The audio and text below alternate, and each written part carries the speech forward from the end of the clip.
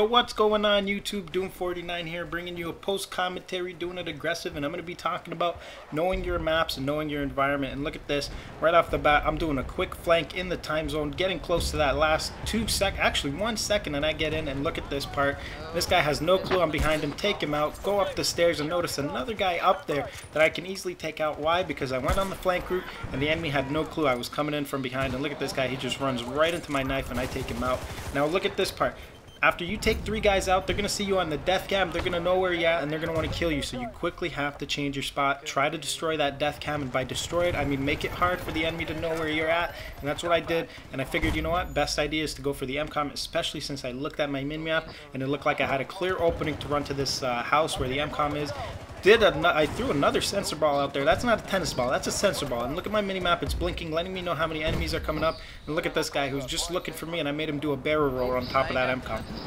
Now after I took him out, like I said, destroy the MCOM, move to the side, make it hard for them to know where you are. He might still be able to know where I'm at, but the other enemies who are still alive would have a hard time in knowing where I'm at. And you can see right there, I took out that guy coming up the stairs with a no-scope, defended that MCOM pretty well, played the damn objective, and we got it. Now there's 2 things you can do after taking MCOMs. You can either get in a quad and quickly go in through the 30 seconds that I mentioned to you guys in previous commentaries to get right in on the MCOM as fast as possible and dominate the map, or you can stay behind and take out all the cherry pickers or the people lingering behind who haven't fell back, and pretty much it helps you dominate the map and prevent the enemy from taking down your tickets. Now right there you can see our tickets are starting to go low because of these guys who are lingering behind, and I'm just looking for them to take them out. And then I realized, you know what, it's a good idea to start moving up.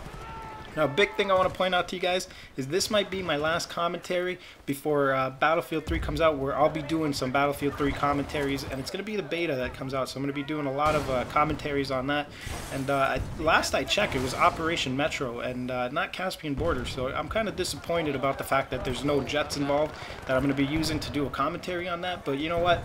Once the final game comes out, I'm going to be flying those jets doing my thing.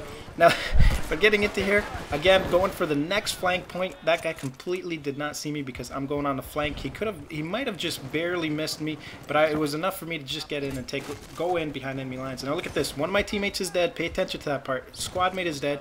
I wanted to go on the flank route to allow my squad mate to spawn on me. Notice how I got into this house and my squad mate spawned on me and managed to take a guy in that other house. And again, like I said, go on the flank, be a team player. I'm not playing this like COD, if you guys are wondering, playing aggressive. I'm playing it for the team, doing it aggressive style. There's many play styles you can do. You can do the passive sit back bushwookie that I really cannot do, or you can do aggressive and help your teammates get in behind enemy lines. And look at this, that teammate of mine who spawned on me, he got in there, he planted that MCOM, and look at this, there's 3 C4s, got 2 people with the 3rd one, and this guy completely oblivious to what's happening, quickly knife him dead. Now I'm going to start doing some failed jumps here, trying to go out that window to see anybody hiding behind, or trying to defuse that MCOM.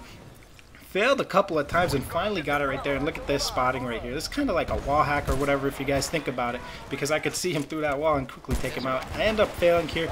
Now I'm not wall hacking if you guys are new to this game, but to be honest with you, Battlefield 3 is going to take away that, and it's going to make it into 3D spotting, where if an enemy's behind a wall, you can't see them unless they're in front of the somewhere where you can actually see them in your line of sight, where the orange triangle appear on their head, which is actually pretty good, because if you think about it, the orange triangle shouldn't appear on you if you're hidden from the enemy sight, so everybody can't shoot at you.